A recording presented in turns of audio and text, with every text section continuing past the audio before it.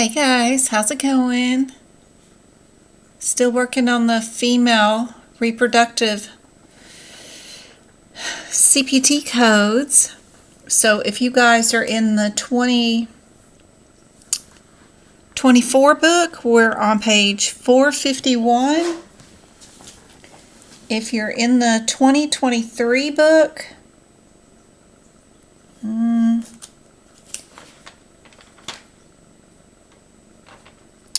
443.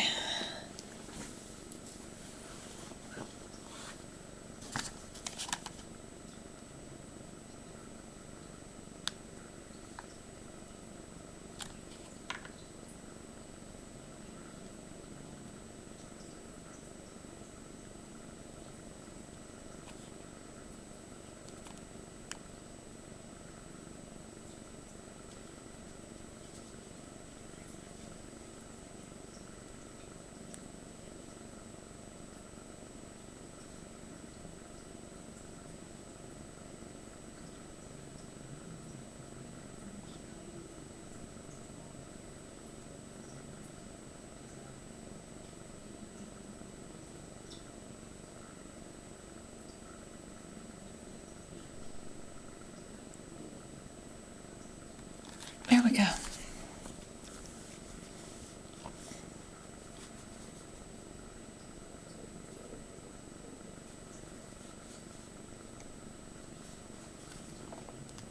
Let's see.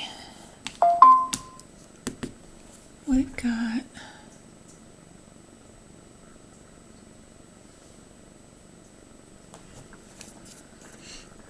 diagnostic, means we don't have a diagnosis, right?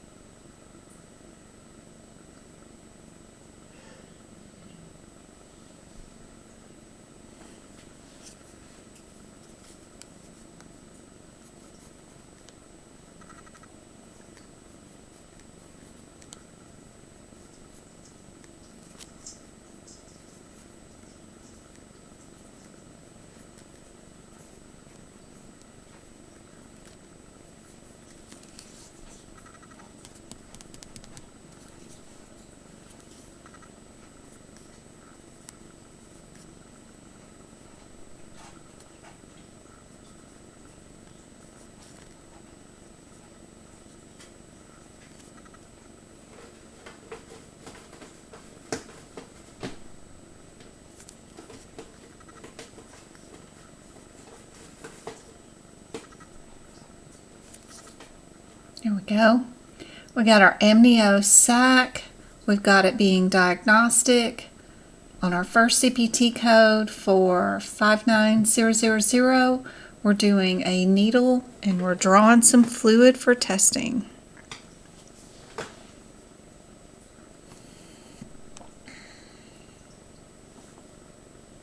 How's everybody doing? You joined the YouTube membership? Oh, awesome. I hope those exclusive videos help you out. You've got access to lesson videos, podcast, repeat workshops if they're older than 90 days, and all my duck classes that I had with the extra hard questions in them that we had in the morning times. Tons of exclusive materials, so hopefully that stuff will help you out, especially if you have an exam coming up.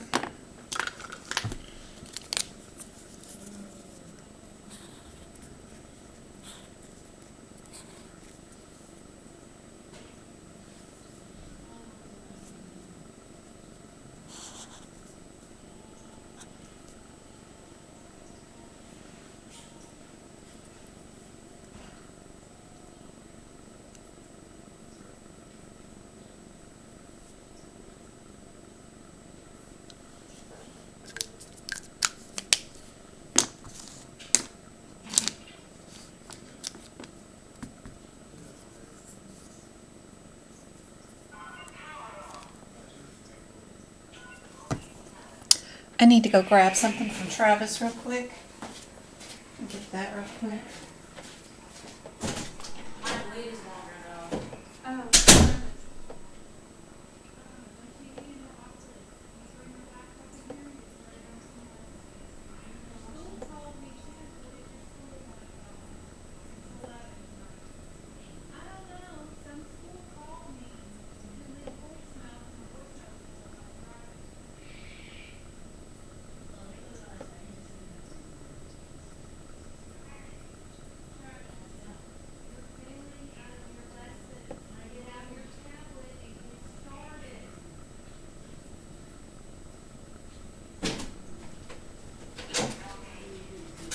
Does not listen. Are you going out, Lester?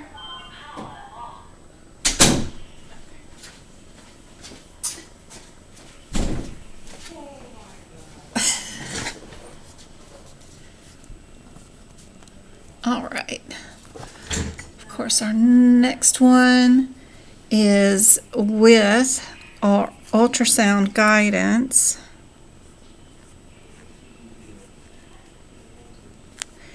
Usually examples of what's going on when this is happening could be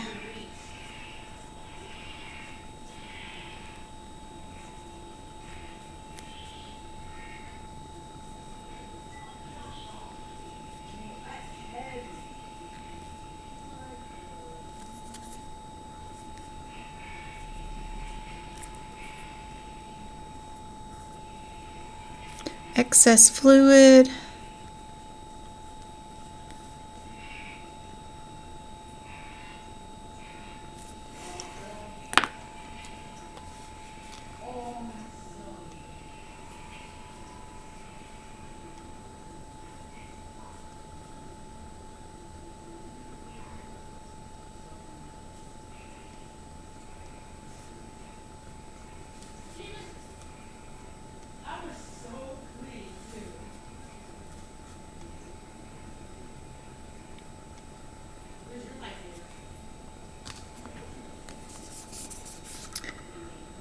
these two are grouped together, parent and child. We don't code both of them, we code one or the other. Always.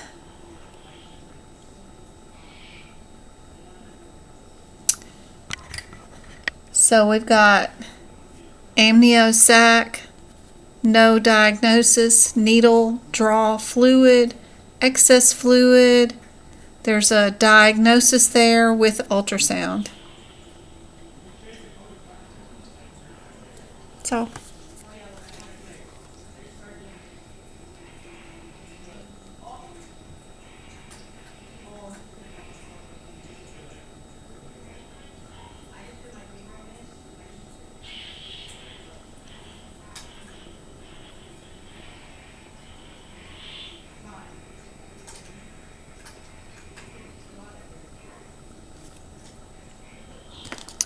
So, this next one, our 59012, is we're drawing blood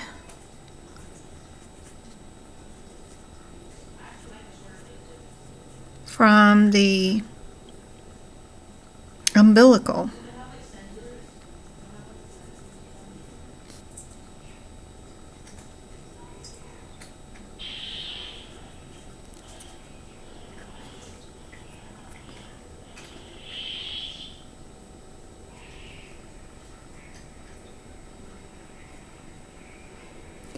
It can be transamniotic approach or transplacental approach. It says any approach, but I'm just going to spell out the two approaches, but you don't really need that information because it does say any approach. I just like to tell you what you might see as an approach.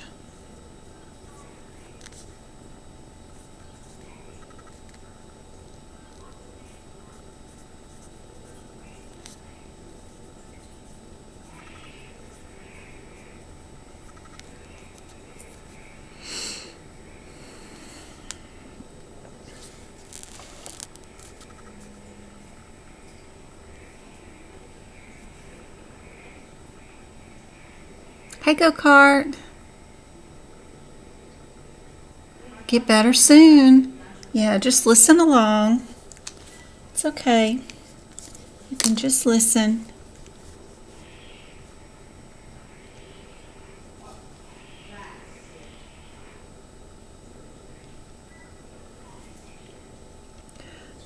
$59015 is next. This is just going to be sampling tissue.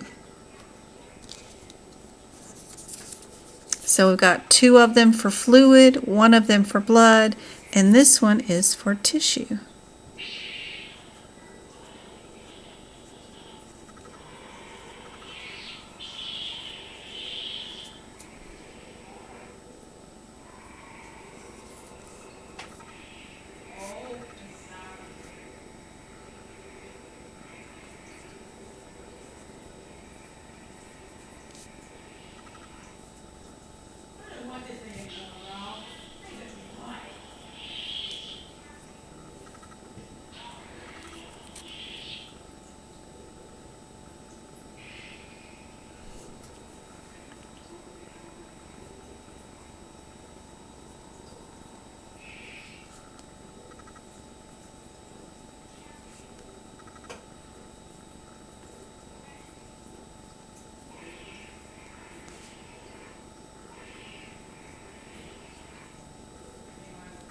Checks for chromosomal abnormalities.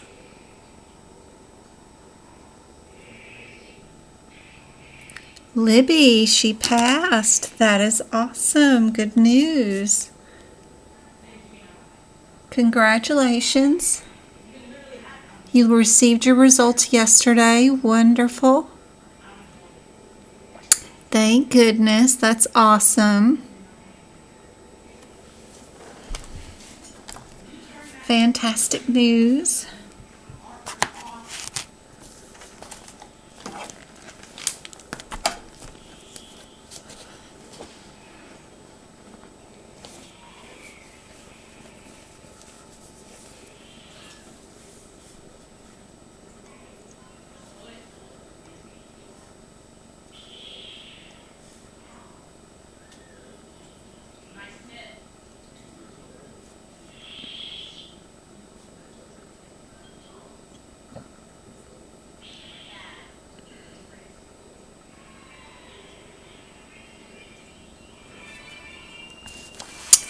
All right, we're going to move on to 59020, 25, and 30. You're so welcome, Libby. I just hope I teach y'all just enough so y'all can at least pass. That's wonderful. I hope there wasn't anything that I forgot to tell you that shocked you that was on the test you wish you'd known, but I know it's really hard to also remember what the heck was on the test when you were there. It's such a blur, but hopefully you saw some things that, oh, I remember Miss Jen saying that, and it made it a little bit easier for you.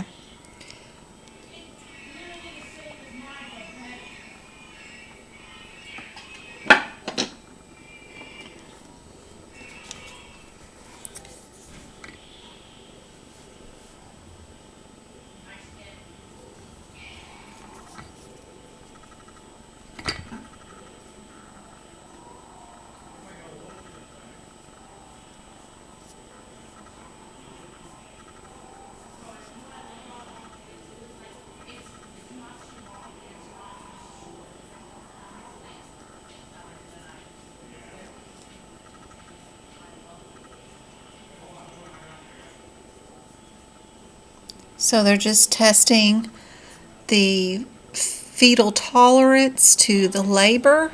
It's a response evaluation.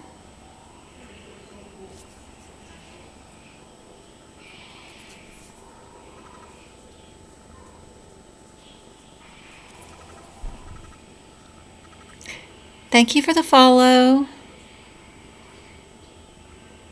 Hope you get to feeling better. Thank you, Go-Kart, for the rose. You're awesome. As always, I hope you get to feeling better.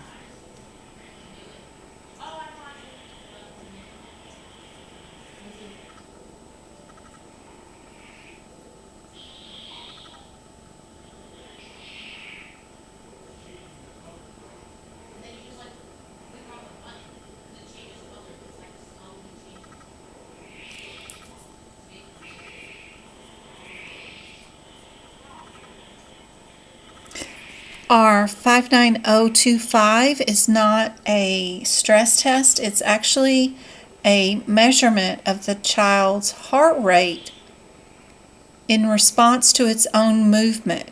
When it moves around, does it get stressed? That might be an indication that the cords are wrapped around its neck, and every time it tries to move, it pinches something off. That's what they're doing with 59025. It's a movement response.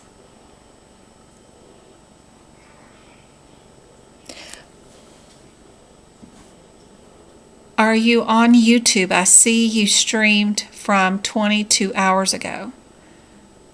I stream both on YouTube and on TikTok. Mondays and Wednesdays are on TikTok. We do book prep. Tuesdays and Thursdays are on YouTube. My YouTube video from 12 hours ago is already posted. We did 2.5 hours of E&M practice questions. That is already up on YouTube. And I downloaded Monday's TikTok video, and it is posted on to YouTube too for the members to watch the replay. If you're just subscribed to the YouTube channel, you might not see the replays of the TikToks, but if you are a YouTube member, then you get to see the replays of the TikToks.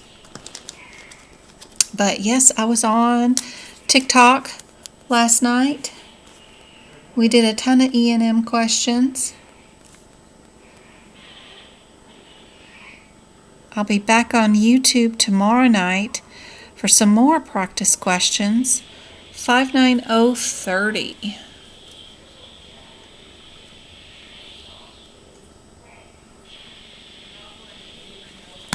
Let me get on Travis real quick again.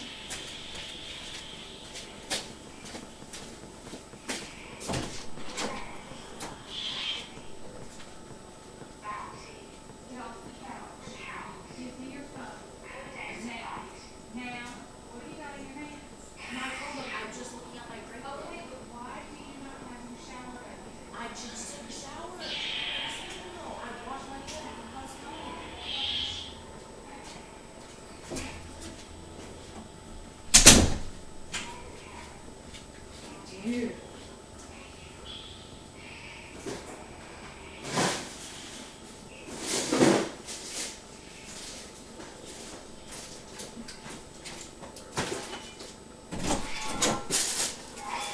don't want this dumped in your bed. I suggest you clean that.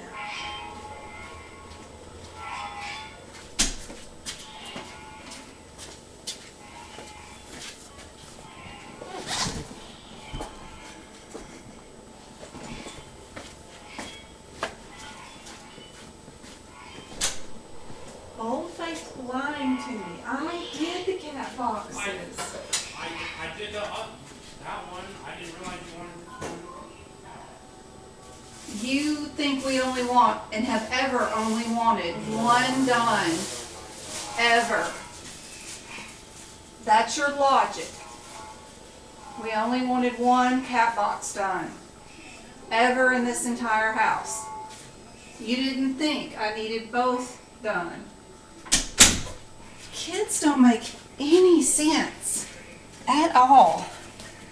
He has one chore.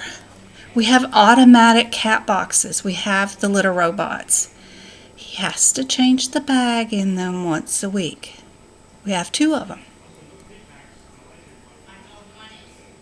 That's all. I told him to do it 3 hours ago.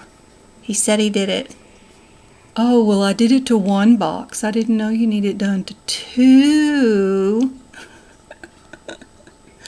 Since when have we ever wanted only 1 litter box cleaned? Really? And do you even call it cleaning when you just change the trash bag is all you do? Oh my gosh. Boys, I feel sorry for the future wives. So sorry. I did a miserable job here. Okay, what are we doing? We're doing 59030.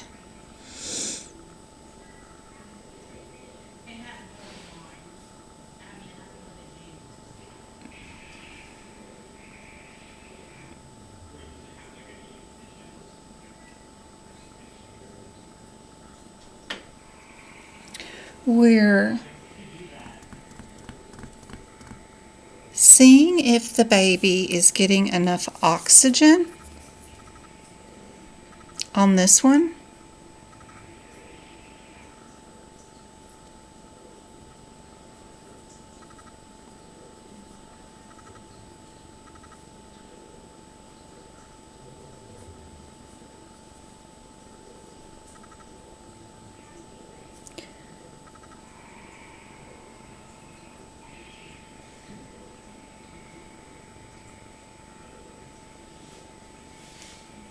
If you do a repeat scalp blood sampling, we are to use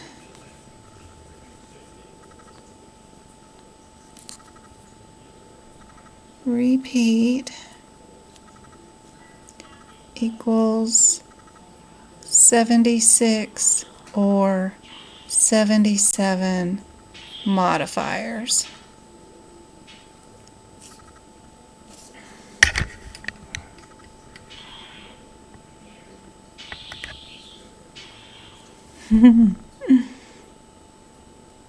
Yes, Jay, time to book prep. We're working on OB and delivery. So far we did these codes right there. And then we're working on this side, right there. This is our scalp sampling.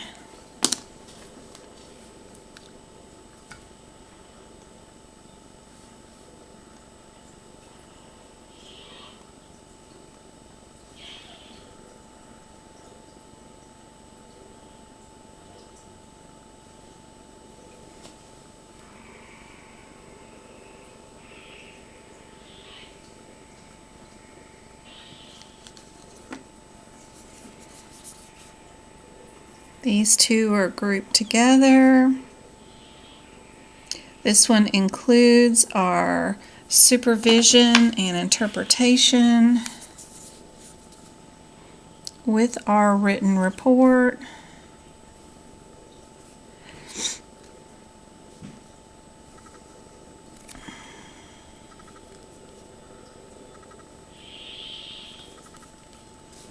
This one would just be an interpretation of just the strip only, not being there and supervising while the strip was going on.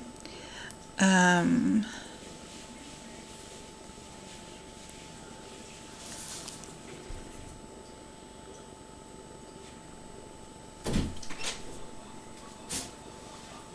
sorry, I just, Does that really make sense that we only want ever 1 cat box changed? Really? no. No. Why do you even bother with that logic with me? Why don't you just say, yes, ma'am, I'm sorry, I'll do better next time? I was assuming you No, I wanted you to fix that one 3 days ago and you refused. I gave up. For 3 days, I asked you to see about it. I've been resetting it every time I think the cat box needs to go through its cycle because you refused to look at it. Today was the day I needed the bags changed.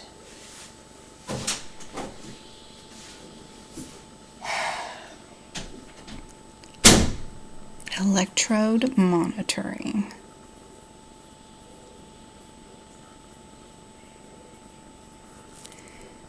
Boys.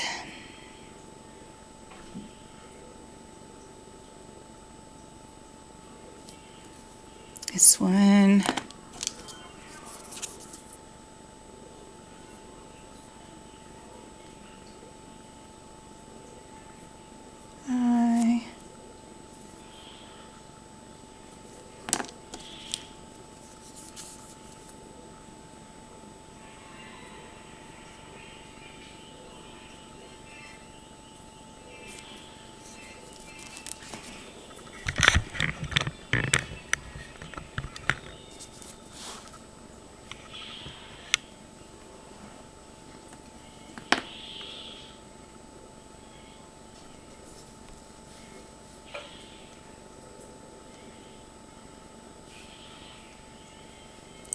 All right, we're gonna have transabdominal amniofusion with ultrasound guidance.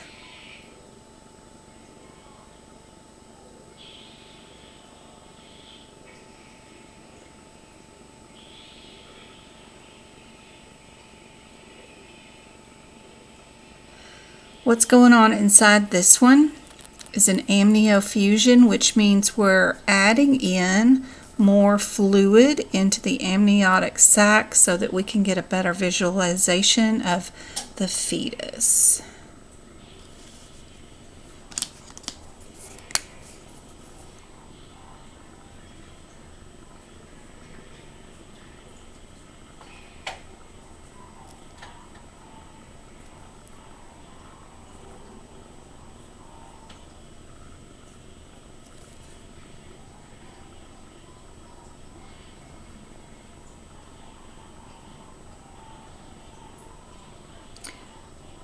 To better see you with.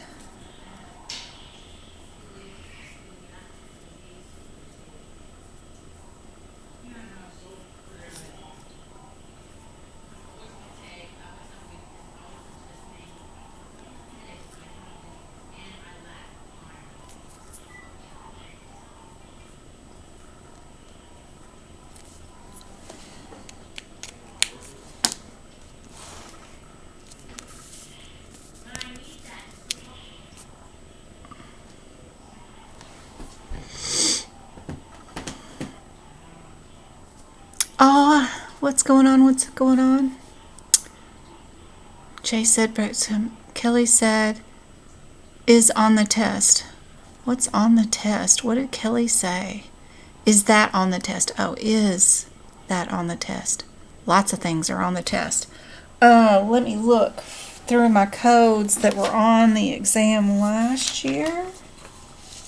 See, did I mark any of these? I don't know if I've gone through the OB section and really marked it up much. Okay, 59510 coming up has been on somebody's exam recently. But fixing to get to that code in just a minute. And thank you, Kelly, for sharing. Thank you, Go Cart, for the rose. Ashley failed her exam twice. You just found our website and social media. Aww. I hope I can help you, Ashley. I'm so sorry you're having to pay for another attempt. If you've had your AAPC membership for a year, you can always apply for a grant and try to get 2 more attempts paid and new books or something like that, or more practice exam questions. But if you've not been a member for a year, you can't apply for that grant yet.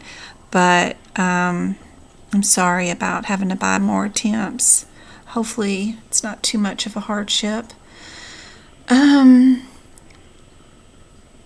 Dedication to helping with your help, I'm confident I'll pass. Oh, I know you will. I know you will. Absolutely. I'm going to teach you all about how to navigate that exam for sure. Absolutely. Hey, Tanya. Just starting out. Aw. Yep. I'm going to teach you all the tricks. All the tricks. The first most valuable thing I can teach you, in fact, today is in this OB section. So the whole CPT book, no matter what section you're doing, doesn't matter. They have some red headers, some blue headers, and some green headers, right? So when you're given an AAPC exam, you have 4 answers, 1, 2, and then you might have 3 and 4 over here. Well, 1 and 2 are under a different red header, which this one's under ovary. 3 and 4 is under a different header, which is under vulva, the external genitalia area. So first, look through your question. Am I dealing with ovaries? Is that what I repaired or fixed or excised or whatever today? Or did I do external genitalia? Find out which one you did in your question. That's going to help you eliminate 2 answers right away. You'll get a 50-50 shot at least getting the next part of the question correct, right? Because if you know you didn't see ovary even mentioned in the question at all, then great. You know you're dealing with external genitalia. You know it's going to be one of these 2 codes. You just need to know, did you do a biopsy or not? That's it. Easy peasy. Pick your answer, move on to the next question. That's why we always go to the answers first. We never read one word of the question. In fact, you try to avoid the questions at all costs because they use psychologists to help them write the questions. They know what verbiage to write inside those questions that will lead you to an incorrect answer if you read the entire question. So we go to the answers first. But before you go to each individual CPT code, you need to clear your red, blue, or green headers first. Always. If they're separated. Sometimes they give you an answer that's just this one, this one, this one, and this one. You know, we've got A, B, C, and D. That's why we do book prep, individual. We go through this entire book and we will write one-word differences beside each code. That way, when you get to the exam, if it is A, B, C, and D, you already know the one thing to look for in this question. If it's this one or this one, did I attach an electrode or did I get a sample? That's our differences between these 2 codes. If we didn't get a sample and we did not attach an electrode, then you know your answer is not A, B, or C because it's going to have to be D. And if you've already eliminated A and B and C, you know you don't even need to look up D because you know D is your answer. So I'm going to teach you all these tricks so you can answer those questions super fast without reading them and get your passing grade for sure. Yes, ma'am, Ashley.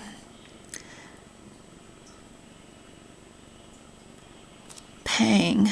Recommendations for list of words, root words, prefixes that I'm putting in a bunch of books. Okay, so what I do is, like I'm doing this chapter right here. So at the beginning of the book, you know, in the front of this chapter, we have, oops, wrong chapter.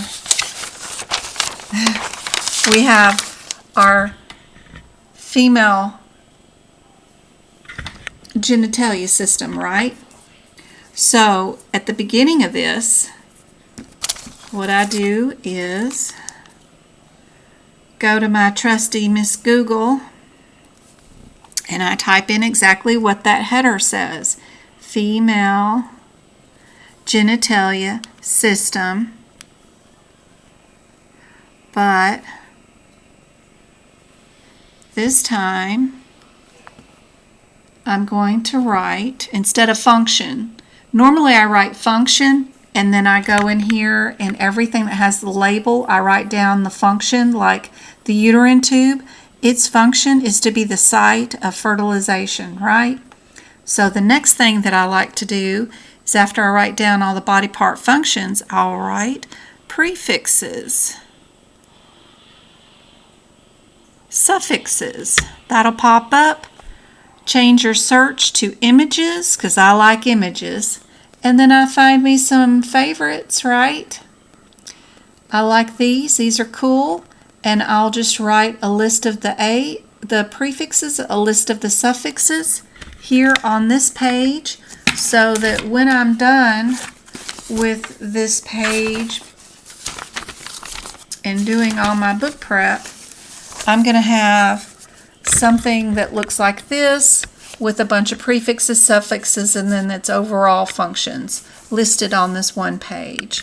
And then I'll do the same thing to all the other sections. So Google, find you a nice little list and have at it. And of course, attend my lives on YouTube, because if I find an anatomy question where somebody online somewhere says that anatomy term was on my exam, then I try to find the exact exam questions for those, and you'll get to learn quite a bit about the types of anatomy that was on people's exams.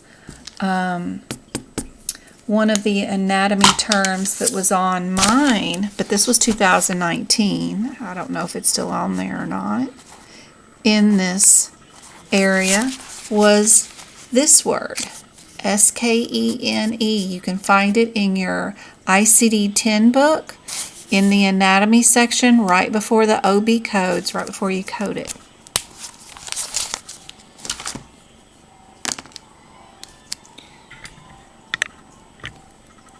Thank you for the shares, Sylvia and Needleful, and you're welcome. No, you don't need websites for your anatomy. What you need is just the AAPC ICD-10 book for anatomy. Like I said, I don't know if all ICD-10 books are like this. I get the AAPC versions because I find that they have decision trees and stuff like that in there that end up being some exam questions, and I think that you're at a disadvantage if you don't have these. I don't like that they charge $25 for shipping for each book that they have, so I go find them from secondhand vendors or Amazon or something else, so that I don't have to pay full price plus $75 to get everything shipped to me, but I do go find them. But inside of every ICD-10 book, right before you code the female reproductive system issues, you've got a full anatomy, all the vocabulary stuff you could ever want to know, and its common diseases are all here, including right there. There's that Skene's gland. It's a lesser vestibular gland in the female reproductive system. This is where they get all their anatomy questions from. So if you've got the ICD-10 book, you should have well more than enough anatomy to study, for sure. Just gotta have the books. Everything's right here in front of you. Remember, these exams are meant to see if you know how to utilize these books, the HipPix, the ICD-10 book, and the CPT book. Do you know how to find answers as a medical coder if you only had these 3 books. So we turn these into our Google, right? Whatever you don't know or even do know, write it in the book, because you'd be surprised what you forget you don't know on exam day. All right. 72.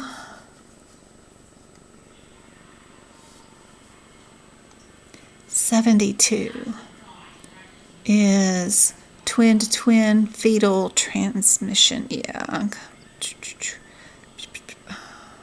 5072.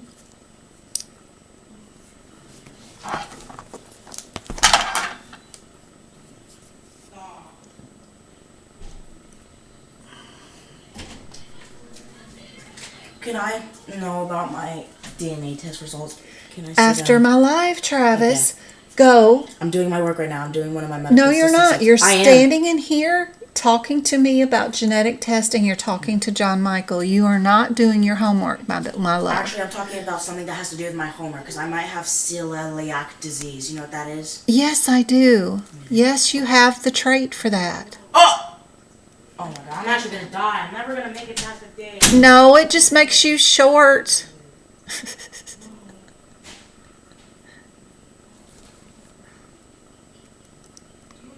Okay. Fetal umbilical cord occlusion.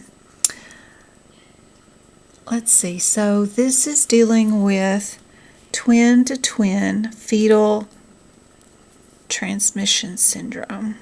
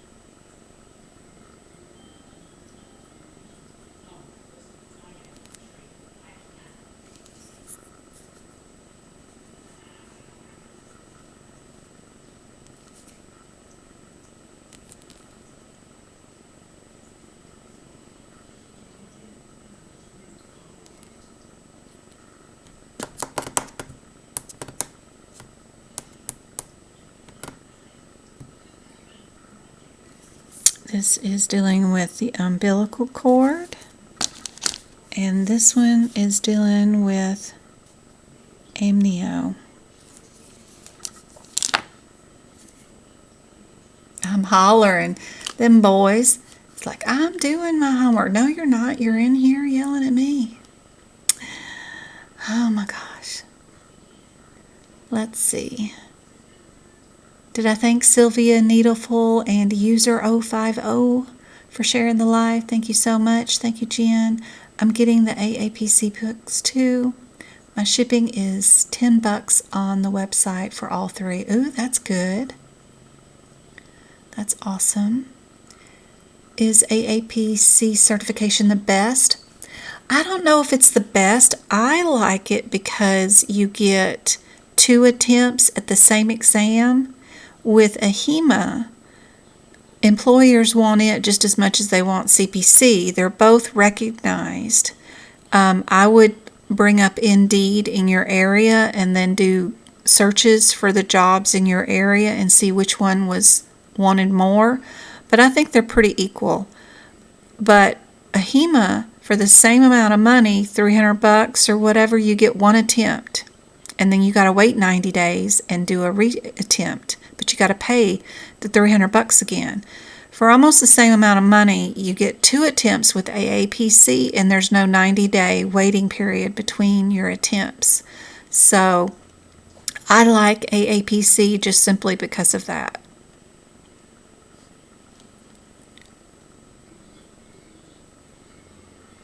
Any certain type of computer do you recommend for the class? No.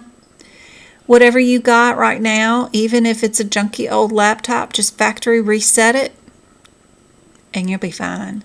And you need any old plug and play external webcam with a 10-foot cord if you can find one. 6-foot is not quite far enough, really. If you can find an 8 or a 10-foot external webcam, $10 one, even a used one from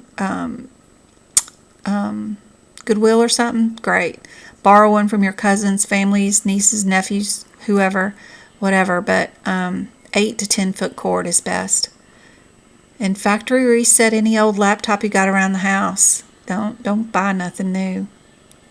Teddy, sorry about the kids. Kids are so crazy. I think you need to calm Travis down. He's always crazy. He got his genetic testing back today, so he was asking about his results. And I know one of his other brothers have already told him he has the trait for celiac disease, so of course he's going off the rails about it right now. But he hasn't seen it yet. His genetic profile was a whole lot better than poor James's. Travis's is quite good compared to poor James, but as far as any genetic traits to pass on.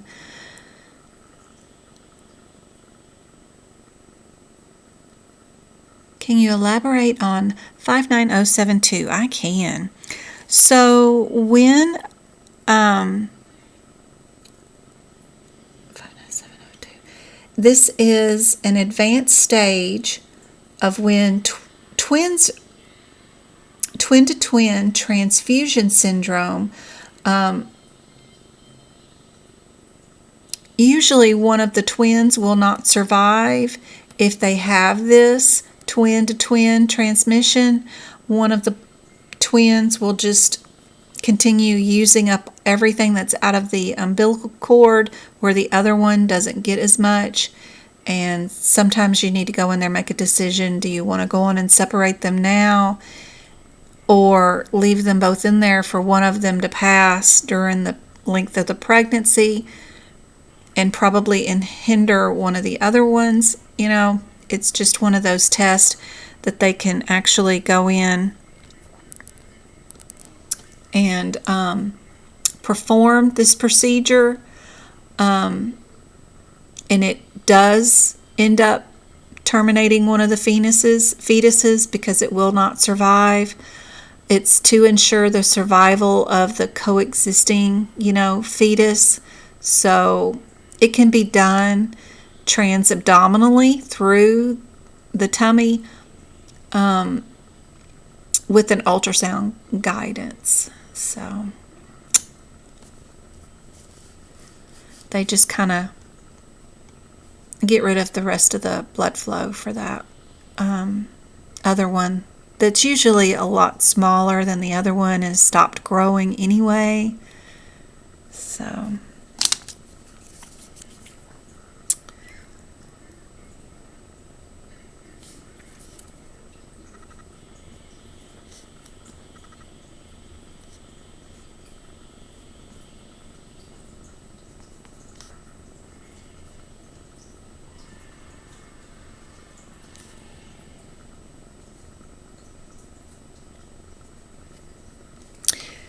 one that won't survive anyway, I doubt.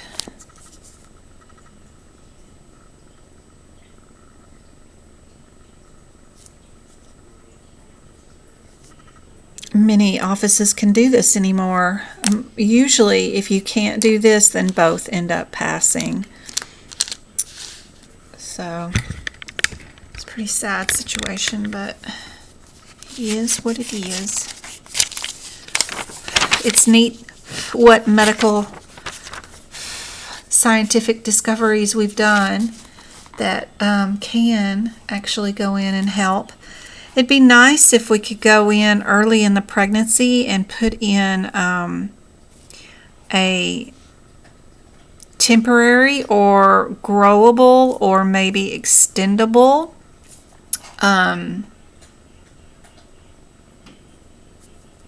replacement for an occluded line.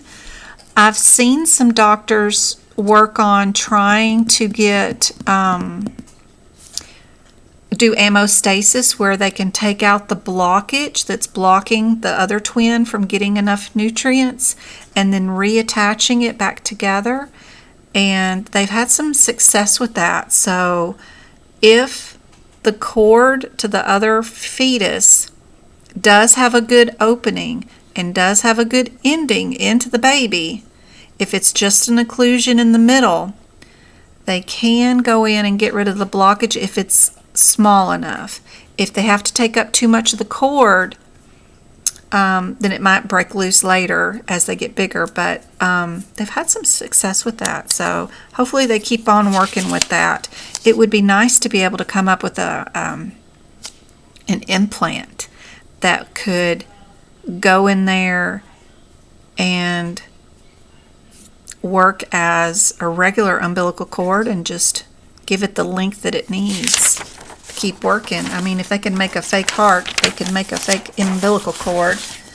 One of these days, we'll get there. I can't wait till we get some nanobots that can go in there and just repair the occlusion, can go in there and fix whatever's gone wrong. That would be nice. Like mini little surgeons.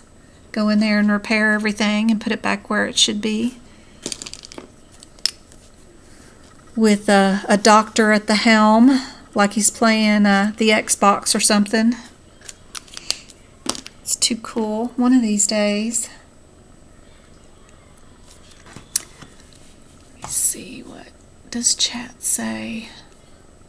Yes, you can use the 2023 books for the 2024 year. You'll be just fine.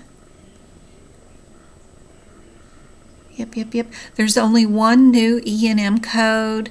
There's only just a couple of musculoskeletal new codes.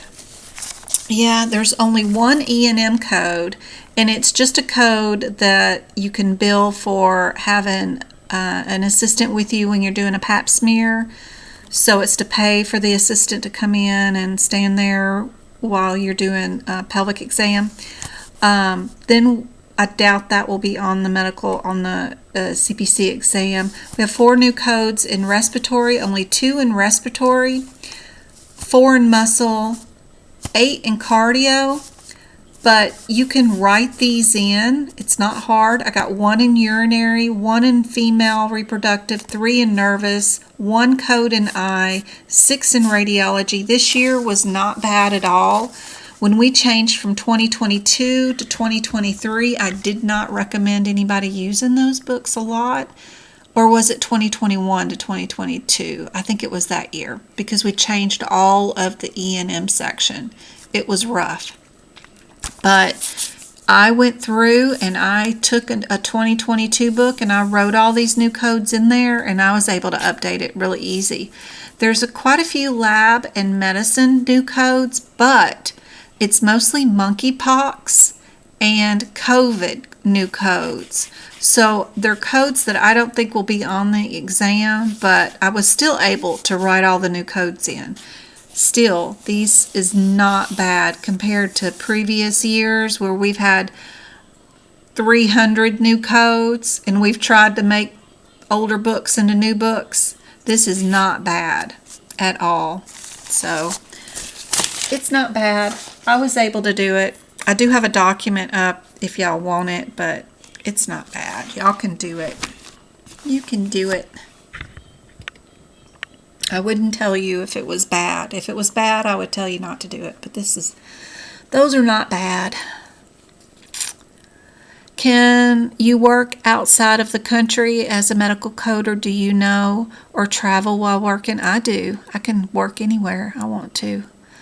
I work in California since 2013, but I live in Arizona, but I travel quite a bit. So I can work anywhere. Doesn't matter. Absolutely. I signed up for your workshop on 121, but went down, flew. Yeah. Yes, you still have access. So the same email that you got that says here's your link to join for 121. It's the same link to watch the replay, and it'll be the same link for 70 more days, 69 more days. you'll have access to it, and then it will change over to just the YouTube members get to see it. So be sure and go hunt down that email. It's the same link. It says join here. That link is what you use to watch the replay. It didn't change. I'm just finishing the course. What suggestions do you have for practice? Just the practice exams? Yes. All your chapter course practice exams, make sure you have them little notes written out beside each one's, like if you had an ectopic pregnancy and they used trocars replaced and they used a laparoscope and the left fallopian tube was dilated and they were unable to continue and they ended up having to do an open procedure, and they went in and did a left tube removal due to this ectopic pregnancy, what would you code? Write that example here for 59120. I know there's a practice exam question with that question and that answer as the answer. Go either write it around here or over here or down here at the bottom of this page where there's some free space.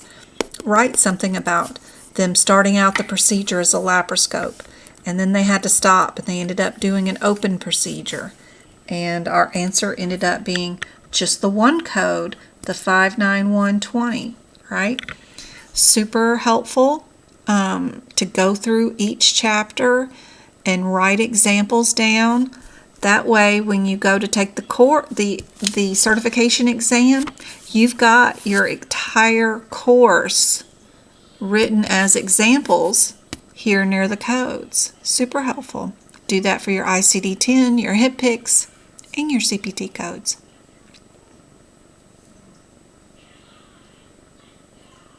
Hey, Red. Oh, it's good seeing you. She's one of my first ones that started out with Janet and all those. Gosh, it's been almost 3 years now. So good to see you. Aw. How you doing? Hey, Serena. Good to see you. We're still in this book, still making notes, still doing practice exam questions. Not a lot's changed. I'm still here. You got your CNA license? Aw, now you need to go get your LVN, girl. Get your LVN with your CPMA. You can work remote from home doing risk adjustment from anywhere in the world. And Twinkle remembers her too, right? Yep.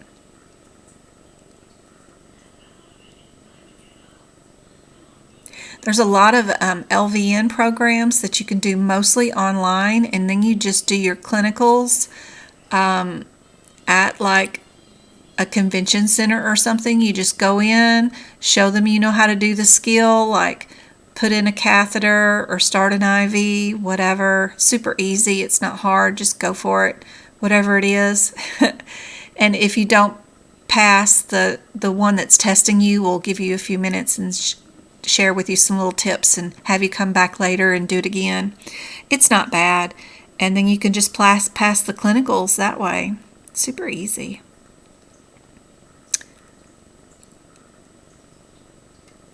Hey, April.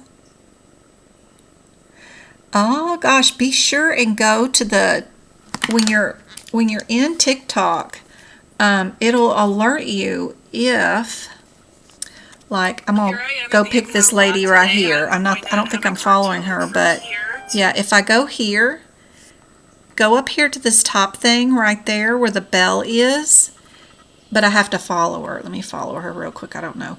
Now that I hit that little bell thing, be sure and change the default setting to all. So every time she posts another TikTok or she goes live, I'll get alerted to her getting live on my phone. I'll get one of those little TikTok thingies up here. So be sure and do that when you're in my profile. That's super helpful. Let me make sure. I don't know who she is. Unfollow. I'm sure she's lovely, but I don't know if I want to see her every day yet. We'll see. But that's super helpful.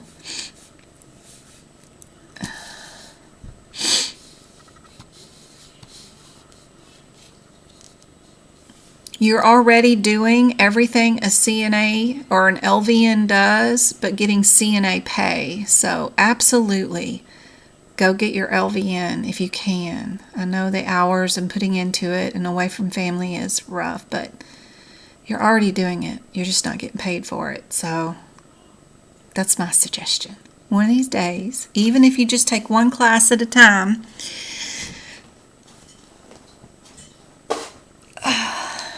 because I want to see you making as much money as possible. If you're going to exchange your time for a paycheck, it needs to be at the highest possible level, for sure.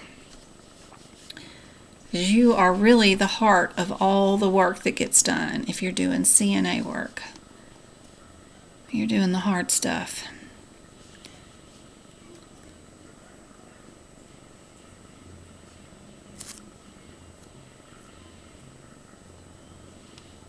All right, so 59074. All we're doing is drawing fluid off.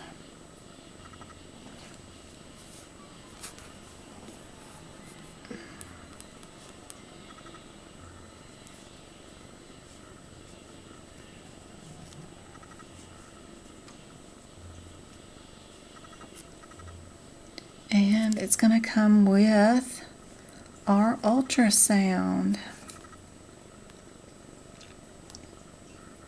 Nothing there. We're draining fluid, and it could be from the fetus's bladder, their lungs, or abdominal cavity.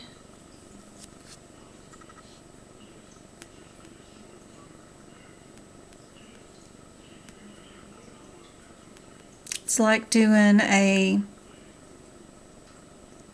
thoracentesis, a chest wall drain. Yep.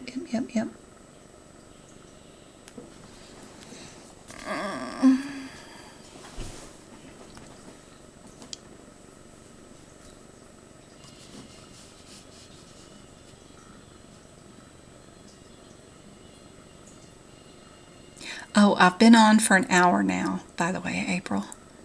Let's see. Hey, user 7. Sometimes it does, but tonight it didn't. Oh no, April, that's terrible. Hey, Terry.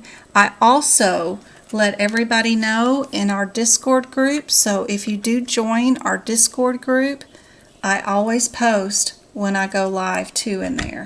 I try my best, or Twinkle does, but yeah, you'll get an alert there too if you join our Discord group, and it's free. Links in the bio.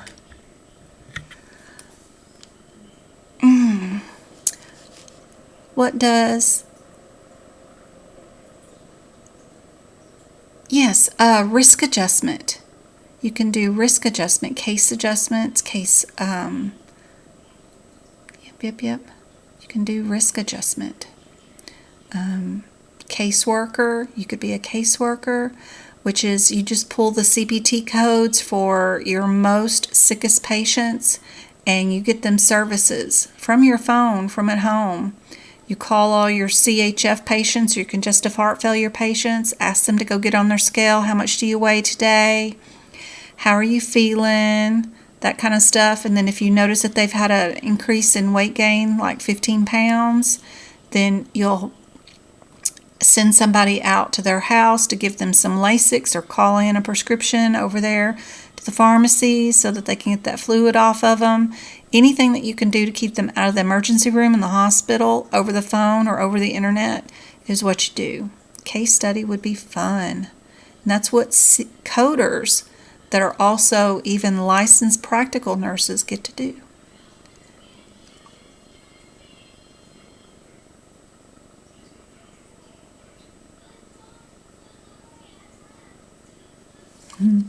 I teach for free, and all the medical terminology that you need is in your ICD-10 book.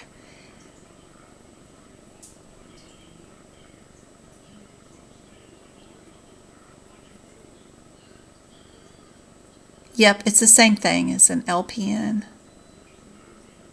LVN, LPN, it's all the same. It just depends on your state.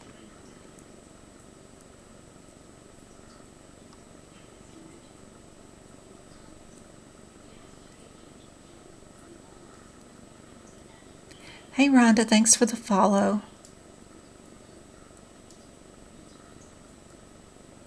Some of them just blow up your phone. Oh no. Sorry, April. Good night, Jay. See you tomorrow.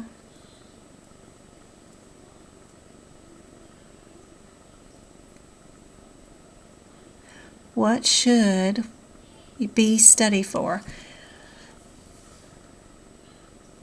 B, you have to pass with a 300 for your CCA. Your practice exam questions are going to be where you're going to need to practice. Be sure to watch my YouTube channel.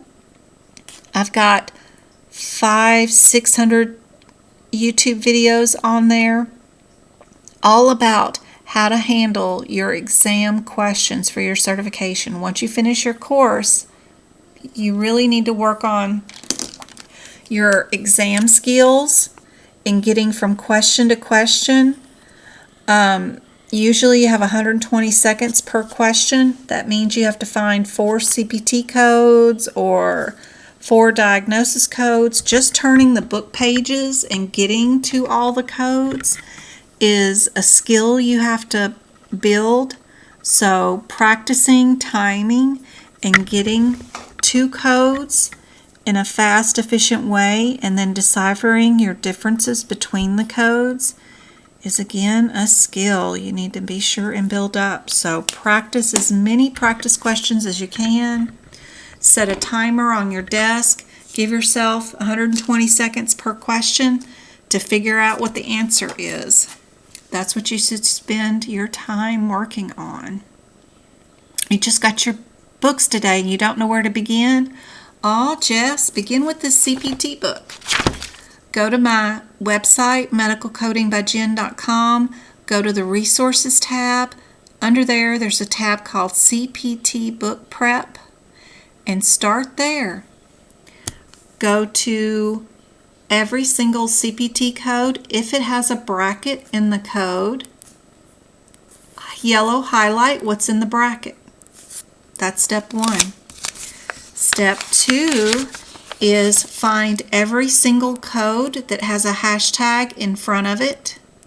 When you find it, go find where it should be, because that's the easiest way to do this. This code is out of sequence. It should not be here because numerically it should not be after the 3 because that's where the 4 goes, but it's out of sequence.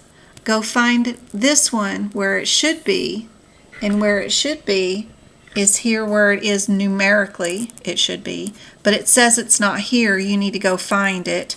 And what it tells you to do is nonsensical. It should just tell you the page number of where it is. Sometimes it's super easy. They're on the same page and I just draw an arrow where they're at.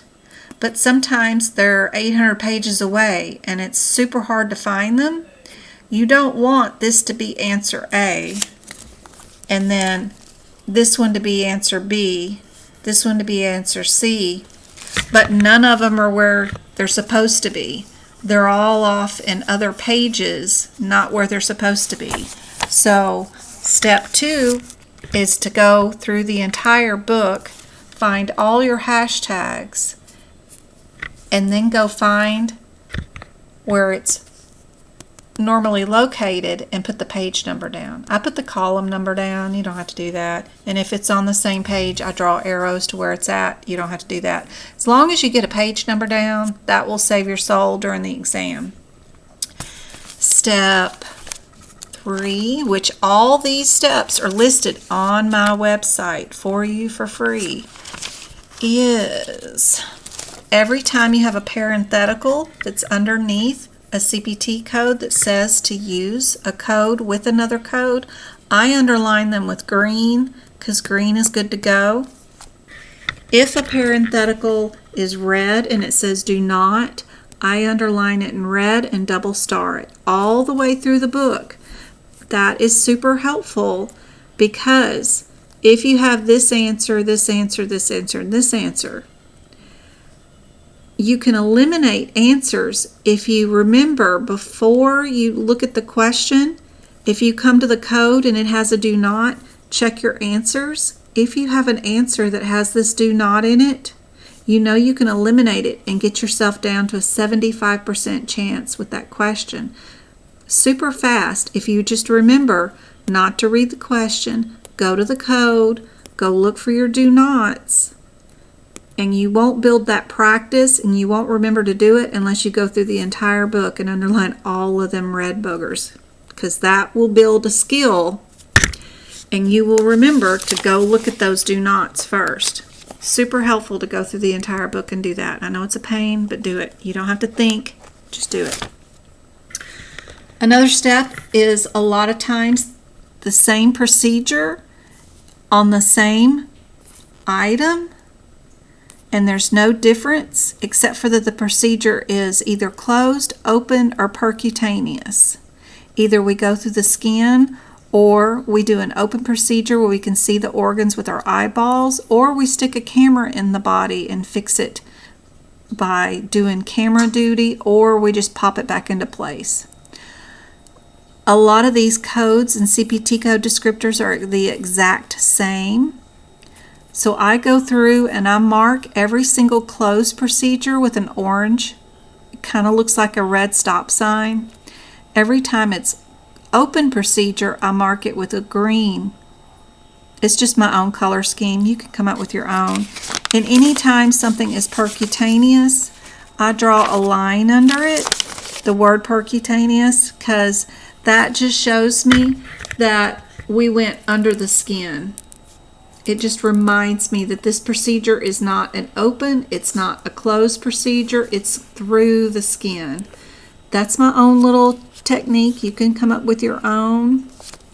Some and most things in this book will all be separated up into things. Like this header is for forearm and wrist, but inside this header, some procedures are all radius, some procedures are only ulna, some procedures are just carpal tunnel bones, and some procedures are only joints. Well, I color code them in the beginning so that when I go through here, I can figure out if I'm doing just all forearm or all wrist, or if I'm doing distal or whatever. I can look with just by looking for the highlights to know right away which one I'm doing. All my wrists have all purple. I know all these procedures are wrist. This one's combo. It's doing wrist and forearm. So's this one, because I can tell by the two color codes. And this one over here is just wrist. There's no forearm. Wrist, forearm, wrist, forearm.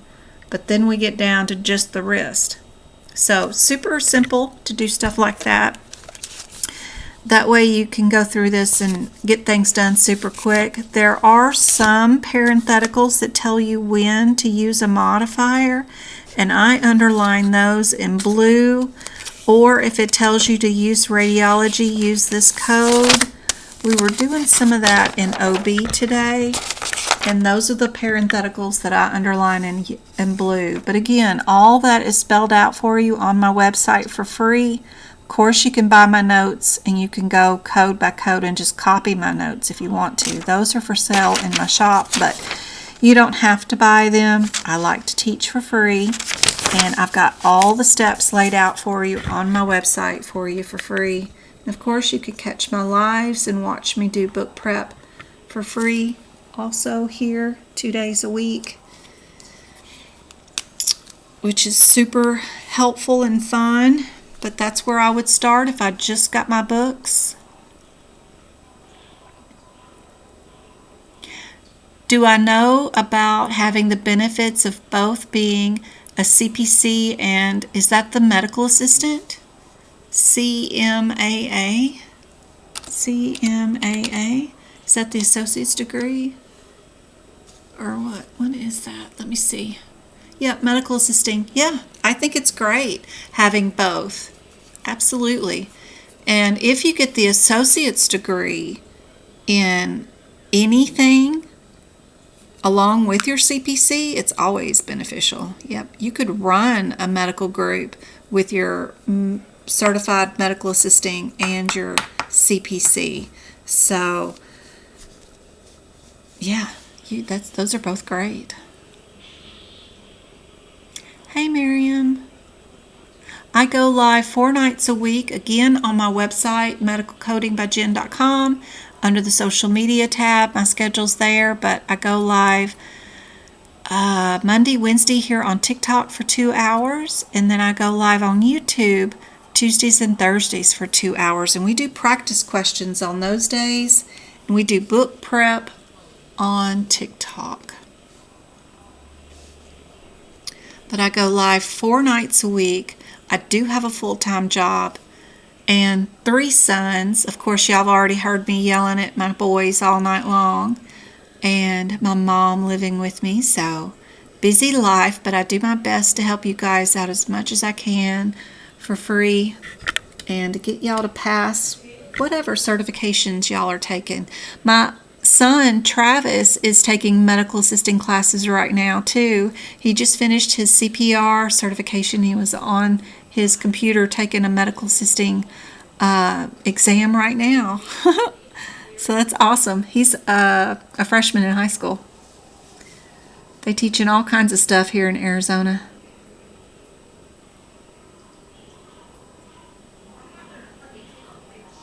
Getting lost in trying to eliminate.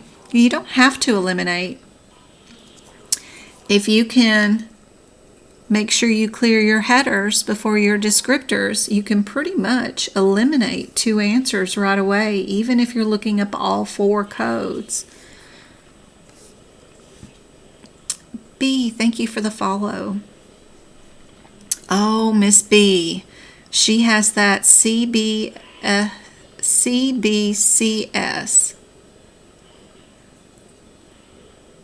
And now she's getting ready for her CPC. Will that be enough for employers? I also have 5 years of medical experience. Yes. Yes. Unfortunately, your CBCS is probably something that a lot of employers won't really look at, but you have 5 years and your CPC, plus you've got the CBCS, then great. Yeah, you're not going to have any trouble. You're going to be fine. Just be sure and get your CPC. You do need to back up that CBCS with something else. Don't forget about the free course that AAPC just gave away for the AI certificate, and also you get a year-long course to take for that, so you can do that after you get your CPC. I don't know if there's going to be any certification exam to go along with it, but right now you'll get a certificate for passing the course, and it's free right now, so just grab it and you can deal with that later. Don't forget about the CMS website. It has some training and some certificates that are completely free also. You guys can get fraud and abuse training. There's an ICD-10 course that's free, but you get certificates with these when you do pass, and it's super easy. Unlimited testing attempts. It's like a 10-question error is really what they are, but you do get actual certifications from CMS. These things you can pad your resume with and act like, you really know what you're doing. my employer out of California makes us go every year to the CMS website to do the fraud and abuse training that we have to add to our employee file every year. So it is something that employers need, some of these classes, but they're free.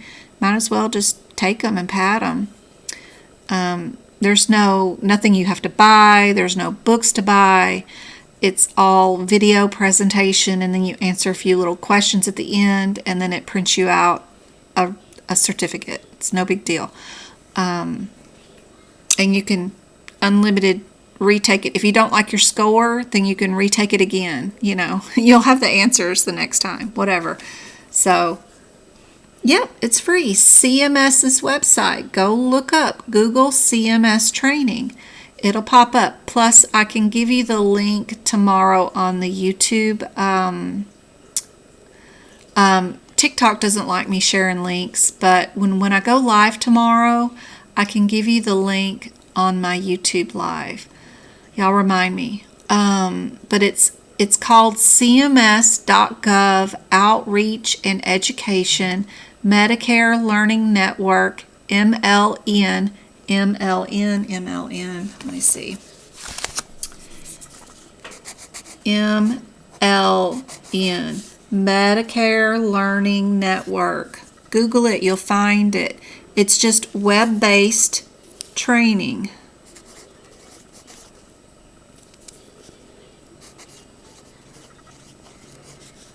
Don't stress yourselves out. The website is not going anywhere. It's always there. Get done what you need to do. Get your CPC, get your CCS, whatever you got going on. This is not going anywhere. It will be there, but there are free, and they change them out from time to time. Every 90 days, they'll take one away and put out another one. I have to do the fraud and abuse one every year. So they're always putting in all kinds of other ones. There's like ethnicity sometimes, lots of stuff, but it's not going anywhere. It's all free. Don't stress yourself out that you've got one more thing to do, but it is there. And if you are trying to apply and get jobs, I recommend going here, finish whatever they've got on their thing, and then pad your resume with those two. So it looks cool, but it's not going anywhere. Don't stress.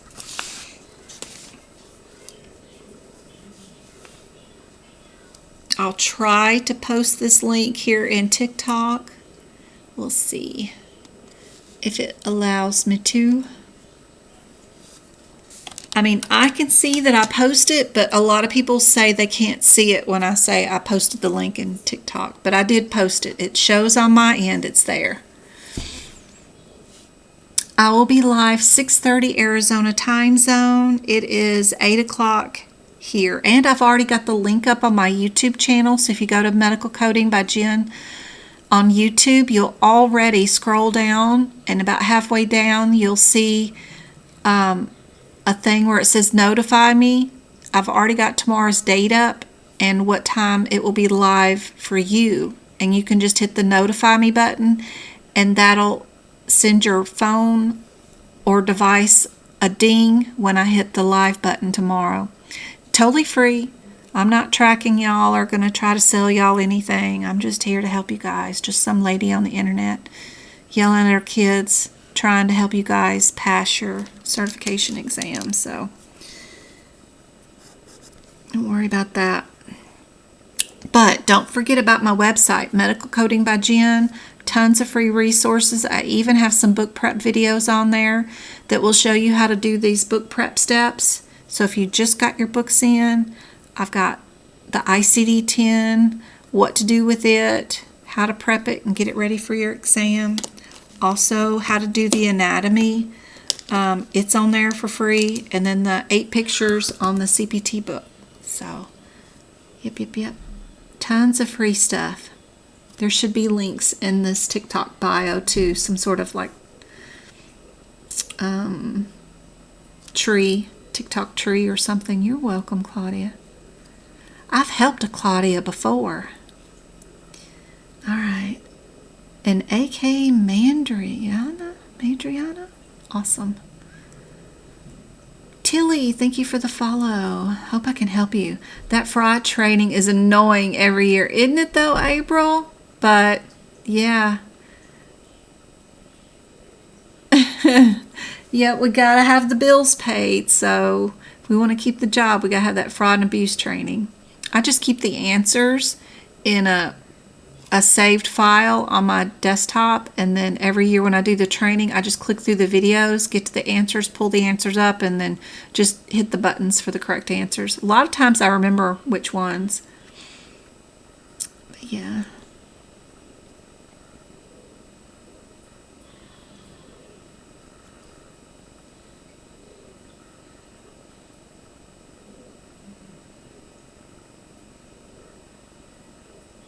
Do you know when is the last month for the 2024 books? I'm not sure what you're asking, but I think what you're asking is when do we have to stop using the 2023 books? And I got a piece of paper for that somewhere.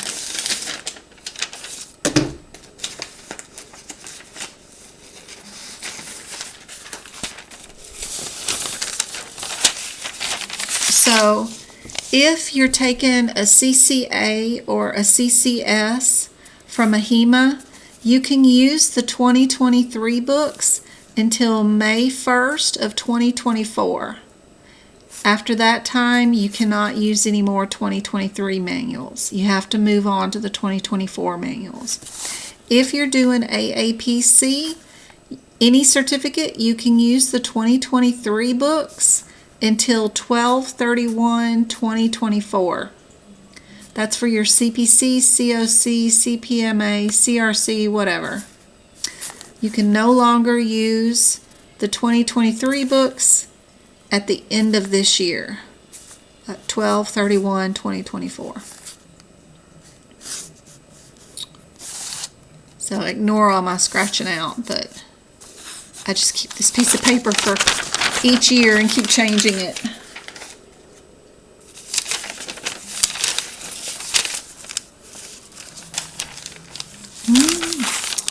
Some good vocabulary terms to know for your CPC exam if anybody's coming up this week or whatever. Oh yeah.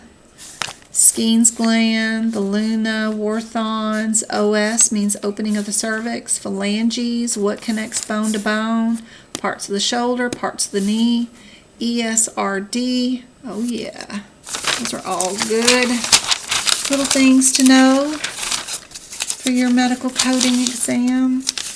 Got a thank you note from somebody, so nice, so nice.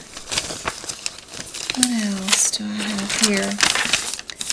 Color coding for my notes. If y'all buy the notes, you get a color code thing to go along with it so you know what the heck I'm doing.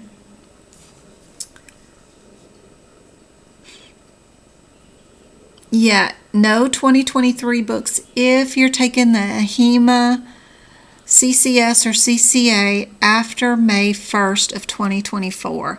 They won't allow you to use any more 2023 books. They'll want you to update to the 2024. Thank you for sharing the live. You were awesome. Cool. Quit here? You're taking AAPC? Good. Then you can use the 2023 book all year long. You don't have to start using a 2024 book until 2025. All right, 59076. What's going on with that code?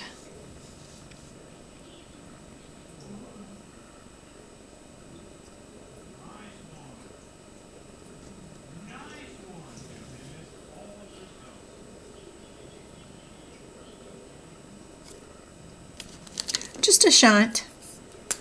Just a shunt. Just a tube with ultrasound guidance. That's all.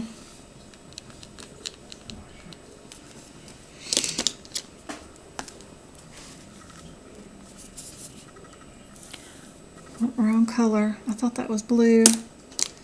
Where's my blue?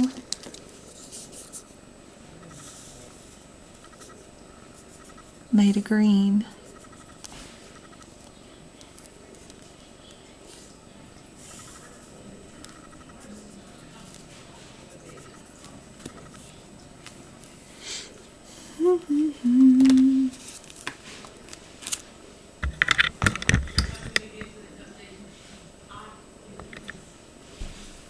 You're welcome.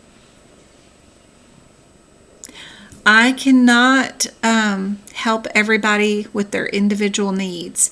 I've become way too popular for that. If you need me, you can ask and you catch me on a live. Other than that, I have literally 15,000 emails waiting for me. That's just in 2 Gmail accounts. I have TikTok messages. I can't tell you how many TikTok messages. I've got Discord messages. I've got, yeah, look at those messages right there on TikTok. Hundreds of them. IG's the same thing. I've got messenger messages. I can't reach out to everybody and help everybody individually. I wish I could. But I'm just one lady on the internet, and like I said, I do have a full-time job. I still work, but I work from home. But I still have a full-time job. I am responsible for a lot of lives, and I have 3 sons, my mom, and I teach for free 4 nights a week here and do workshops, maintain all those websites. And yeah, it's just, I am barely sleeping as it is. So if you've got me, you got my attention right here and right now, best time to ask away. Other than that, I cannot wait for messages and then hope for a reply. Twinkle helps me. She tries to, and we both do our best to try to get back to everybody, but there's no way I can get back to everybody. I'm not a corporation. I don't have a team of people helping me, so yet. Y'all are going to turn this into a full-time job if y'all have y'all's way with it, but right now, this is just me trying to give back and help out you guys. What can I do to help? Hey, Shauna. I do download them and I post them onto my YouTube channel, and my YouTube members get to watch all the replays. When I go live on YouTube, those are saved and everybody can watch them whenever they get ready to. So YouTube has some and a lot, like 500 videos for free, and then if you're a paid member for $4 a month, $4.99 a month, then you get access to all the exclusive videos where there's like almost 800 videos. So it just depends, but there's tons. They are saved on YouTube. How do you feel about a 40-year-old man who's never worked in the field giving it a try? I think it's lovely. I've got a 30-year-old man right now trying to learn medical coding, and no, it's not my IT director. It is his best friend. So even one of our most beloved AAPC people that run the Facebook page for AAPC is probably your age or older. How old is Alex? Anybody know? Men are welcomed and needed in this job. Oh, who's our TikTok teacher? Our other TikTok guy who is into medical coding. What is his name? My mind is going blank. Of course. Let me go over here to my other additional teachers. Who is he? Ranting Randy here on TikTok. Ranting Randy is another about that same age. I'm 52. I'll be 53 in April. But Ranting Randy also has offered to help tutor students individually if they need help with medical coding. So absolutely. Absolutely. This is a great job, and we need more guys in it because you guys can be helpful. Y'all can bring nothing but goodness to this field. That'd be awesome.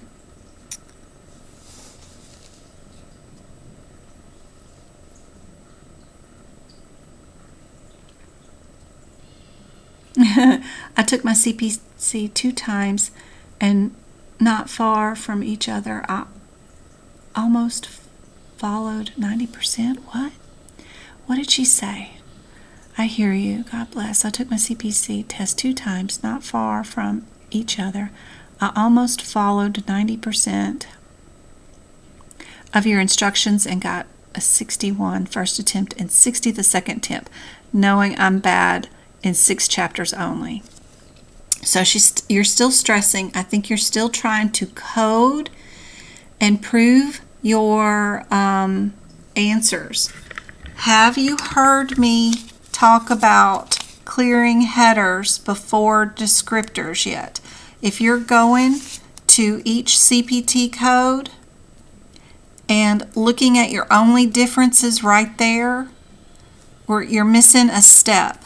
So each one of these chapters, no matter where you're at in the CPT book, are divided by red headers. So if by chance you had 2 CPT codes here that were A and B, and then you had 2 more that were here, C and D, and you needed to know which answer was correct, the first thing you need to do is clear your red headers. The first 2 CPT codes are under external genitalia, right? Your second 2 CPT codes are under the red header of here. Did you repair here internally, or are you externally here? Look through your questions, see what you repaired. If you're external, you know your answer has to be just A and B. Then you can go to your separate CPT codes and clear those 2 differences. If you're internal, then you know you're over here with these 2, and then you can just see if you did an insertion or if you did a removal. Look through your questions, see if you did a removal or an insertion. Easy peasy. Have you been clearing your headers? Even if you're in digestive system or urinary system, you start out this chapter, kidneys. All these CPT codes are nothing but kidneys. And if that's all you repaired, then you're here.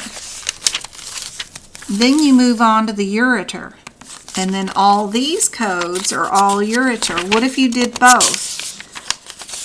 There is some codes that are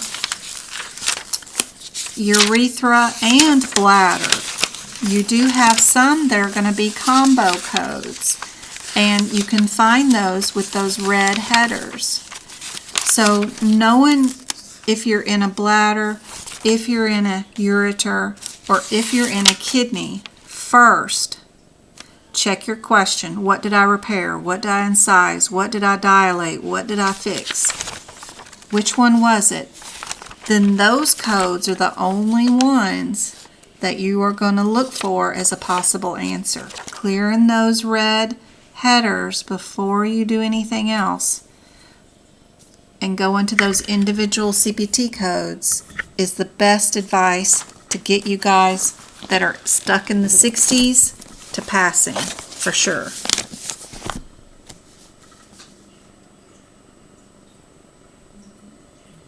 Ranting Randy. I have a list on my website. Gosh, Doc, let me get my website up. Hold on. Yep. Apply. Let me just show you guys.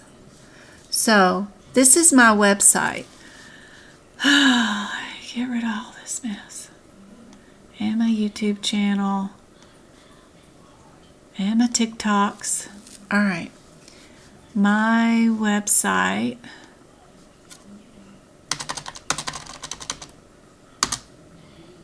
I got it small right now, is here. And that's what it'll look like when you get there, medicalcodingbyjen.com. And if you hover over the social media tab, you'll get an extra tab that says additional educators. That's where I was just at to remember what his name was. But Ranting Randy, he's funny. He's here on TikTok too. He's the one that said he would help out with tutoring. If you are already an advanced, super advanced coder and you want to go for a second, third coding certificate, the Coding Guild lady is super good. She has a thick kind of Russian accent, I think. I can't remember, but we've talked a couple of times. But she's advanced. She doesn't want to do beginner stuff. She does have some free quizzes on her website, but she is an advanced coder. So once you're done with me and you want to move on and you want to do like super advanced hospitalist or chemotherapy, whatever, she's super good for that. And then the rest are just some of you guys' favorites, of course. But I know Randy said he'd love tutoring if he wanted y'all to help out. Pocket Prep has 750 practice questions for $14. And you can apply for a grant on their website to get 3 months access free too. They do AAPC practice questions too. I don't know if Coding with Confidence is available anymore. I think she got sick. But I think everybody else is doing good. Social media page, if you go there to my website, this is where you'll find our Facebook, YouTube, Pinterest, but this is my free study group. You click on the join now, and that is my Discord group. Inside the Discord group, we've got tons of practice exam question rooms. So, like if you are doing CPC, I've got a practice question room, what to expect on exam day, E&M resources here. I've got CRC practice questions, CCS, CCA, COC, CANPC, good gracious, CPMA, job resources, CEU resources, anatomy resources, med terms. Each room, when you go into it, will have tons of info for the past 2 years. You can search and scroll backwards to look for information. You can even do searches for any conversations, and it'll bring up every conversation we've ever had on the subject, whatever. But all this stuff is free for you guys. People are selling books in here. You can do practicodes. You can look at job assessment exams. You can do practice case studies in here. There's just a ton of stuff in here for free for you guys. It's been rolling for 2 years and is nothing but free stuff for you guys. So if you haven't done or joined my Discord group, you can join that. MK, Go-Kart, Twinkle are all in there, and you click on this join now to join that. Super easy. The other stuff I have under resources tab, that's the CPT book prep page. It's got 8 pictures here. When you get your CPT book, click on each picture and do what I tell you to do there. Super easy. Shows you how to do it, what I'm doing, why I'm doing it, how to make your anatomy correct for the exam, how to do your ICD-10 notes. And it's got other helpful information, of course, that you can draw on your books in case you question that. What's the answer if we're delivering twins? What's the parent and child code that I'm always talking about? Other resources are there for free. I got free videos here that show you how to do book prep too. Right there, I've got a blog that's free. Right now, I've got glaucoma coding, I've got job alerts, I've got the most missed concepts in ambulatory. I have it written out, and I have a video posted on YouTube for that. All the links for YouTube are right here down at the very bottom of my website. You can see me highlighting it all down there. They all have the little links right there too. But the blog is just full of all kinds of stuff. Of course, I do sell my notes. If you want them page by page and just want to copy my notes, you can purchase them. If you do start putting stuff in your shopping cart, you'll get an automatic coupon that will populate once you hit a certain threshold, and you can do Affirm or some of those Afterpay things, and I eat all the fees so that they don't give you any fees. No interest, no late fees. If there is any fees, I have the account set up that I get billed for that, so you guys don't have to. You just get whatever it is spread out in payments if you want to. Some old workshops are there, and just a lot of good stuff. If you want a cup that says you're trying to commit suicide with caffeine, we have a cup. Anyway, if I do have an item up here like this mug, we're not making any profit on this. This is at cost, and I have the prices $11.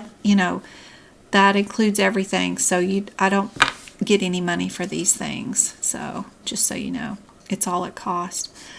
But I even have ICD-10 notes. I have the top 10 guidelines and practice questions for E&M or guideline questions there. I also have one for integumentary and musculoskeletal set up too. And we got socks and bookmarks and even a hoodie. But my notes are there if you do need them. And don't forget about the free picture page that I have too. If you go to the shared gallery at the top, it's another link right there. You can see all the courses that I've taken through AAPC, and I'm still working my way through some more. But I've also got a ton of pictures here, like what's in an ABN form, how do I get an extra hour for my exam, how do I get rid of my apprenticeship, what pens do you use, what's your favorite anatomy pictures, what do I use to tote my books around in, all kinds of stuff. My favorite pictures are all here. And these two baby blue and pink pictures are super important because you can get the components down for your vaccines. It's something that's not in your books and something that you could use or might need for your medical coding exam is to know how many components are inside each exam. There's the fraud and abuse certificate from CMS that you would get for free if you did do that training. I'm just showing off you guys that I did this, and that you also can get your certificate from CMS. So lots of cool stuff here. How do I make my ICD-10 notes? All of it's free here for you guys. How many questions are on the exam? Yeah, all kinds of stuff. But anyway, tons of free resources. I'm not tracking you. I'm not some sophisticated salesperson who's sending you, just trying to track you or do anything. I'm just here to help you guys. I'm just some lady on the internet, and I'm not. Usually, sometimes I might have classes. If I do, they're $5 if you want to attend. And then if I have a workshop where we do 3 hours of a practice exam run where we pretend we are actually doing a real certification exam where we're only giving ourselves 120 seconds per question. My kids aren't in here and I'm not taking questions. We're just doing a exam in real time together. I do those once a month, and those are like $15, and you get the replay for 90 days if we do them.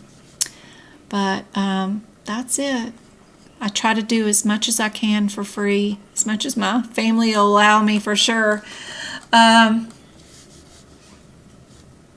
much as I can, guys. I don't know what else to say other than, whoo, it's 8:30. We've done 2 hours. Let's see, what else do I got in here? I've worked outside for the last 20 years. It's time to think smart. Yep. Working with your hands and your back outside. Yes, it is time. Medical coding would be great for you. It'd be awesome. one of our instructors.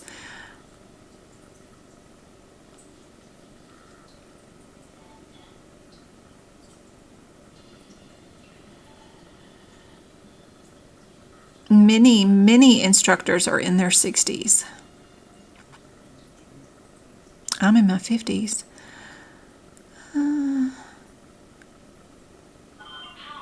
Yes, I do have a lot of notes done for 2024. I'm doing them chapter by chapter. You guys see me. I'm doing them with you guys. I'm not sure off the top of my head how many I've done.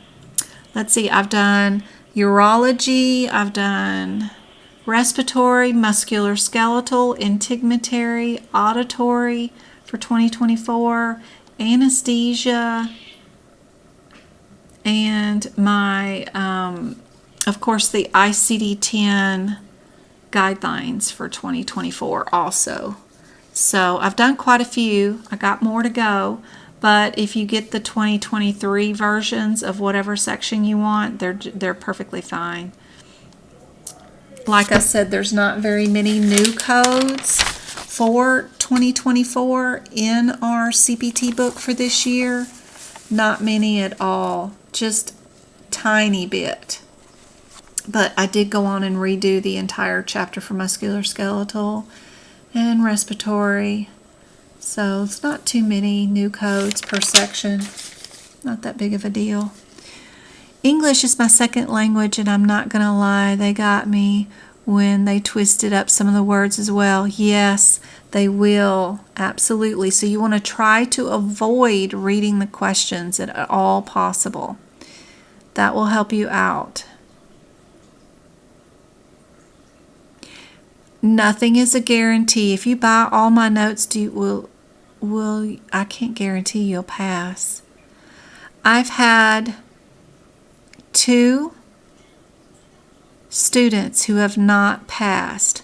Now, one of them, both of them were not very good at, they were given all of my notes because I tutored them for 2 years and they still were not passing.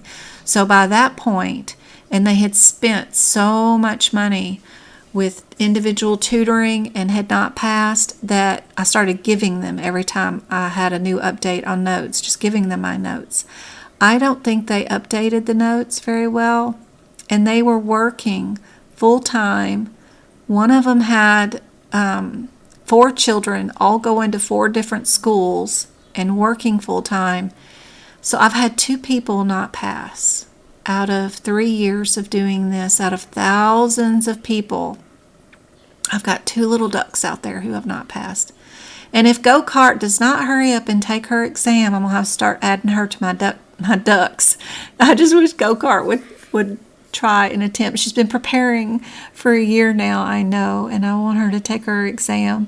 But I have not had very many not pass.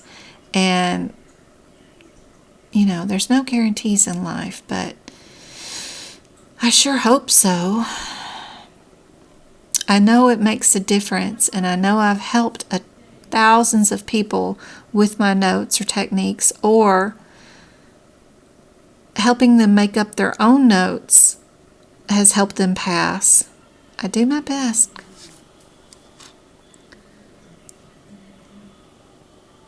I could give you the answers to the exam, but if you pick the wrong answer still, you know, there's no guarantee. But I sure hope so. Hey, son. All right. They do make a difference. Just knowing those one-word differences in between the codes, knowing what you can grab, knowing what's going on inside each CPT code. This is a bit much. What you need is just that one-word differences.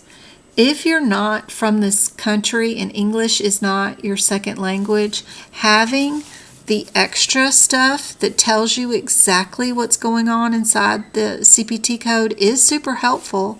This means that there's an advanced stage of twin-to-twin transfusion syndrome going on, and we have to terminate one of the babies. because one will not survive. We went over this code today. This information you don't need for your exam, but it helps people understand what's actually going on inside each code, and that can be helpful for the people that are not in the United States. If you're an American and you're in the United States and you look at my notes and you think, oh my God, and then you transfer all this into your books and it takes a long time, y'all get frustrated with me, and I can understand that. With American language being your primary language, usually you just need to know this is a fluid drain. This I'm going into the umbilical cord, and this I'm going through the abdominal area with an ultrasound.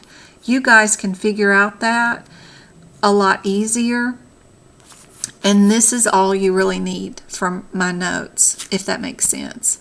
But a lot of people get frustrated with my notes because it's a lot. But what it is this is, even if you get a job later on and you're working in a job where you don't even use books, this information can help you. What if you do work for an OB company and you're dealing with OB codes? Knowing exactly what's going on inside each code can actually help you out later on in life when you are really coding, and make you a better, smarter than anybody else in your office, because you know in layman's terms what's going on. But my notes do get overwhelming for people. They do. And I understand that. But I'm an overachiever, and I'm trying not to do so much, but I can't help it. I tried to do respiratory and musculoskeletal without too much information, but you can still see I still have the extra info. All you really need is those one-word differences. But I do have what's going on with the codes there.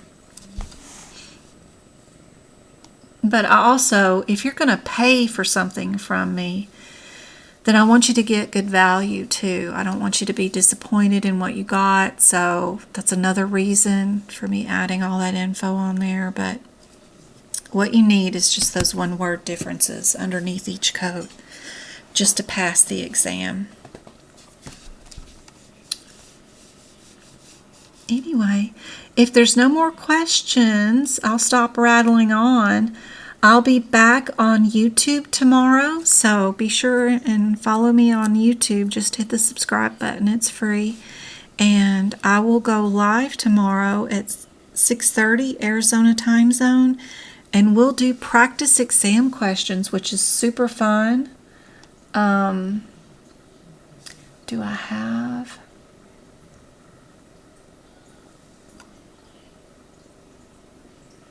Nope. Let's see.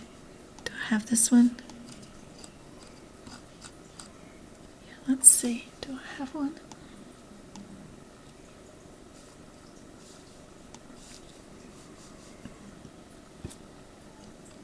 I'm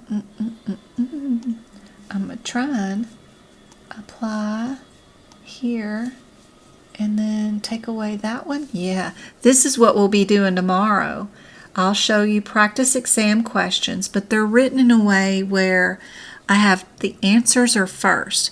Because what we're going to do is we're going to go look for those headers, right? This is a consultation. This is an established patient. Established. And what kind of code is a 99335? Anybody know? You got to get in the practice of running to those codes super fast, finding them, finding your header, and getting that down either in your head or on a piece of paper next to your question. Anybody know what a 99335 is? Do you know where it is in the CPT book? Can you get there quickly?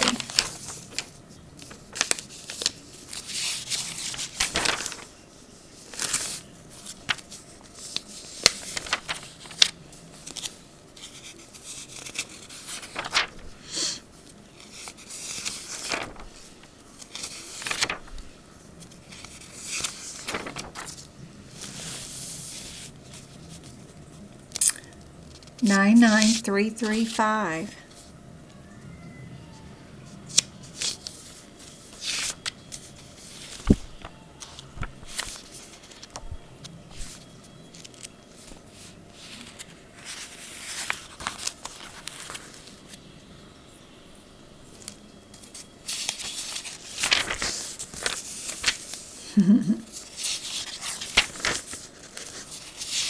There you go.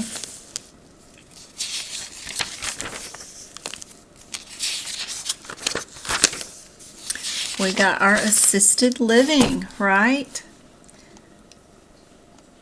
Remember, you got 120 seconds per question. So tick-tock.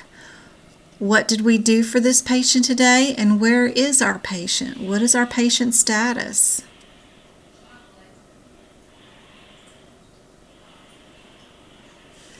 And then we just look through our question, figure out what header we're under, and pick out our answer, right? Where is this patient?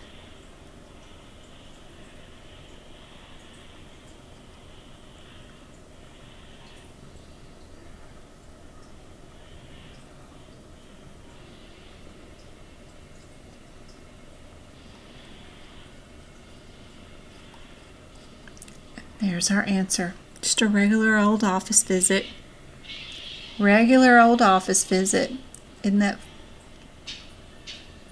We're in a clinic. The patient presents to the clinic today for a follow-up for a pneumonia. So you know you're in a regular office visit. So we get rid of those two things. Then we just have to decide if we're a 13 or a 14. That's it. Anyway, that's what we'll be doing tomorrow. And I hope this was helpful. I hope to see you guys on the YouTube channel tomorrow, and we'll do a bunch of practice questions. This is super helpful. Then now you can go to your 99214 and you can write the words down clinic, right? Follow up on pneumonia next to this CPT code. So the next time you see it, you will remember you've had a follow-up on pneumonia. They were in a clinic. It was a 99214. And then we'll move on to our next question. This is super helpful. 13 and 14 is just the last two digits of the CPT codes, which is the possible answers right there. 13 or a 14. That's all.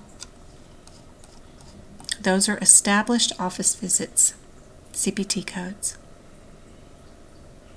All right, guys, it will be 6:30 Arizona time zone. It's 8:44 in Arizona right now, to give you an idea. So, and the link on my YouTube channel is already up, and it will say that I've already got, let's go to that page again. Yep, go there and go here.